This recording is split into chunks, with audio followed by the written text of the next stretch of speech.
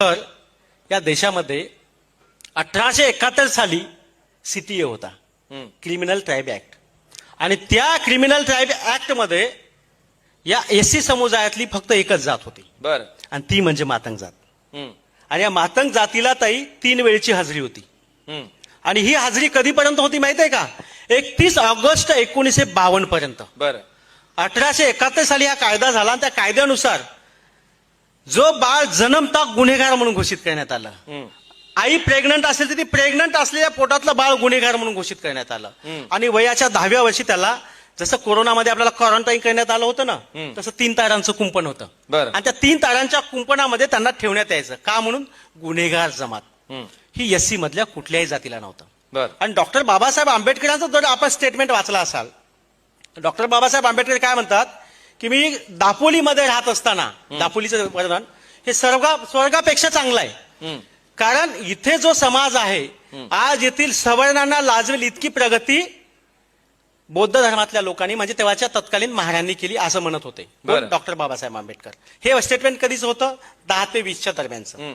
आणि म्हणण्याचं कारण काय होतं, तर आम्ही ज्या छावण्यांमध्ये काम करतोय, सैनिकी छावण्यांमध्ये आम्हाला ज्या नोकरीमध्ये संधी मिळाली, त्या संधीमुळे आम्हाला खूप काही मिळालं आणि त्याच्यामुळे आम्ही इथं चांगलं जीवन जगतोय. पण ही संधी मांगांना नव्हती. मांगांना शाळेत जाता येत नव्हतं.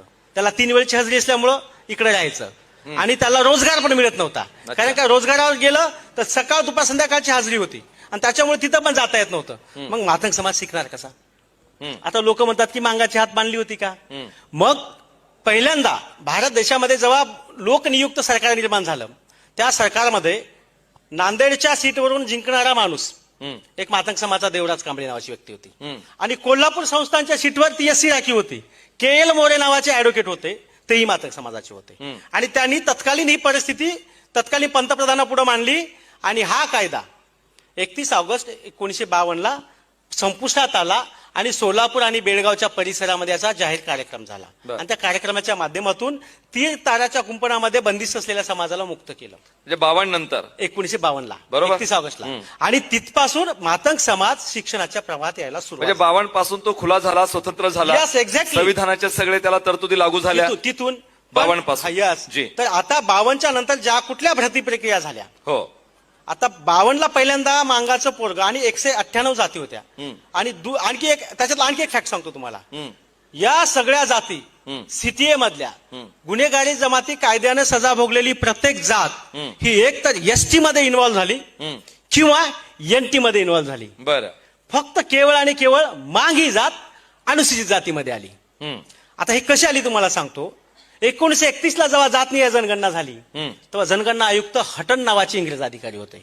आणि हटन नावाच्या इंग्रज अधिकाऱ्यांनी जे 10 कॉमन फॅक्टर्स पकडले होते की अस्पृश्य, ज्यांना देवळात संधी नाही, जे गोमांस खातात, अशा प्रकारचा क्रायटेरिया लावला. आणि त्या क्रायटेरियामध्ये मातंग, महार, भंगी, चांभार सगळे आपण बसत होतो. पण त्याच्या लक्षात ही बाब नव्हती की हे सीटीए भोगलेले पण लोक आहेत, मातंग समाज.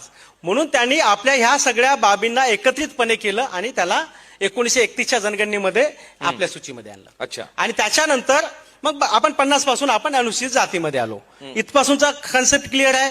मग आता जी काही लोक बोलतात की यांनी का शिकलं नाही, आता मला सांगा 1960 ला जी भरती प्रक्रिया झाली असेल, त्या भरती प्रक्रियेमध्ये जी महार समाजाची, चर्मकार समाजाची मुलं पहिले शिकली 30 ला, 35 ला, 40 ला, ती पोरं तिथं क्वालिफाय झाली, नोकरीला लागली. बरोबर. त्याच्यानंतर 52 ला शिकायला गेलेली पहिली बॅच मातंग समाजाची 72 ला बाहेर आली. आणि 72 ला तुम्ही जर बघितलं असेल पॅन्थरच्या चळवळीमध्ये, मग ते राजा ढाले असतील, आठवले साहेब असतील, आमचे नामदेव ढसाळ साहेब असतील की अरुण कांबळे असतील, हे सगळ्या ज्या लोकांनी पॅन्थर उभं केलं, सर्वाधिक पोरं मराठवाड्यामध्ये मातंग समाजाची होती पॅन्थरमध्ये. पॅन्थरचा इतिहास बघा. आणि ते का झाली, शिक्षण घेतलं त्यांनी 52 ते 72. आणि तिथं पहिल्यांदा मातंग समाजाची पोरं नोकरीला लागायला लागली 72 पासून पुढे. पण जो गॅप पडला 1871 ते 52, हा जो 70 ते 80 वर्षाचा कालावधी गेला, याच्यामध्ये शिक्षण नव्हतं. आणि या कालावधीमध्ये महार समाजाला, चांभार समाजाला शिक्षणाची संधी होती. म्हणून स्वातंत्र्यानंतर 80च्या दशकापर्यंत नोकऱ्यांमध्ये, संधीमध्ये हे समाज गेले. आता तुम्हाला माहित आहे मी डॉक्टर झालोय, तर माझ्या पोराला फॅसिलिटी जास्त आहेत. त्याच्यामुळे माझा पोरगा आणि इतर लोक जेव्हा कम्पॅरिझनली म्हणजे असं अभ्यास करतील तर माझ्या पुढे जास्त फॅसिलिटी आहेत, मी चांगल्या कार्मेलमध्ये टाकतोय आणि माझाच माता समाजाचा दुसरा बांधव झेडपीच्या शाळेत टाकतोय. बौद्ध समाजाचा एक बांधव त्याला चांगल्या ठिकाणी ठेवतोय नागपूरला, दुसऱ्या इतर समाजाची लोक कुठेतरी बाहेर आहेत. याच्यातून क्वालिटी एज्युकेशन कुणाला मिळालं तर जी त्या काळात नोकरीला लागली आणि त्याच्यामुळे जो विकासाची संधी वाढत गेली बर. आणि हा तफावत वाढत गेली. आणि हे या मागचं जेव्हा लक्षात आलं तर प्रत्येक राज्यातला हा अहवालाने सांगितलं की असं असं झालंय. त्यातल्या मातंग समाजाची ही सगळ्यात मोठी अडचण होती जे कुणालाच माहिती नाही आणि आजवरच्या प्लॅटफॉर्मवर कोणी बोललं पण नाही, बर. कारण का याच्यात एवढा बारकाईने कोणीच बघितलं नाही. मला पण सुरुवातीच्या काळामध्ये जेव्हा आरक्षण उपरी चळवळ निर्माण झाली तेव्हा मला पण वाटलं की हे काहीतरी चुकीचं चाललंय आणि म्हणून मी स्वतः अभ्यास केला, स्वतः पुस्तक लिहिलं आणि त्या सगळ्या देशातल्या चळवळींचा अभ्यास केल्यानंतर लिहिलं आणि माझ्या लक्षात आलं. आता महाराष्ट्राच्या परिस्थितीवर बोलतो. महाराष्ट्रामध्ये आरक्षण उपयोगाची चळवळ 1982 ला सुरुवात झाली. बर. डॉक्टर बाबासाहेब गोपले होते. इंदिरा गांधीच्या काळामध्ये पहिला आपण सगळेजण महात्मा फुले महामंडळामध्ये होतो. त्याच्यानंतर अण्णाभाऊ साठे महामंडळ निर्माण झालं 1985 ला आणि तिथं पहिल्यांदा आरक्षणाच्या उपयोगांची सुरुवात झाली.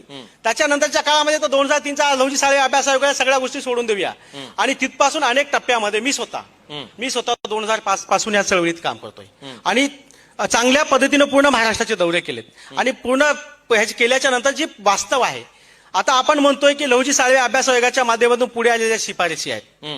महाराष्ट्रामध्ये हे दारिद्र्य वगैरे बघितलं आणि लोकांनी उठाव केला, सततचा उठाव केला. त्याच्यामुळे 2003 साली लहुजी साळवे अभ्यास आयोग निर्माण झाला. त्याचा रिपोर्ट 8 मध्ये आला आणि त्याच्यानंतर लोकांनी सांगितलं एकाच जातीचा अभ्यास आहे.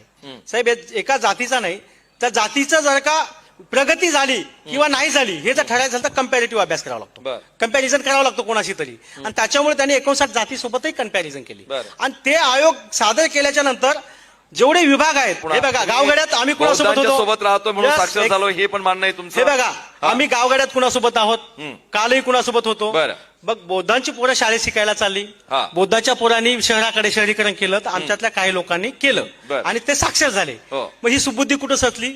आंबेडकरी चळवळीतून. अच्छा. आणि त्या चळवळीचाच धागा खरं तर आम्ही स्वप्न पूर्ण करतोय डॉक्टर बाबासाहेब आंबेडकरांचं. अच्छा. कारण डॉक्टर बाबासाहेब आंबेडकरांचं काय होतं, मी ज्या जातीत जन्मलो त्या जातीचा उद्धार करणं माझं कर्तव्य आहे. हो. मग मी मातंग समाजाचा असेल तर मातंग समाजाच्या अडचणीवर बोलून मातंग समाजाला नक्की. न्यायापर्यंत नेणं सहमत माझं आहोत. कर्तव्य आहे. जी. कारण का बाबासाहेबांना मी माझा गुरु मानतो हो. आणि ते काम मी करण्यासाठी याच्यासाठी मी बोलतोय की हेच काम आम्ही करत आहोत. जेव्हा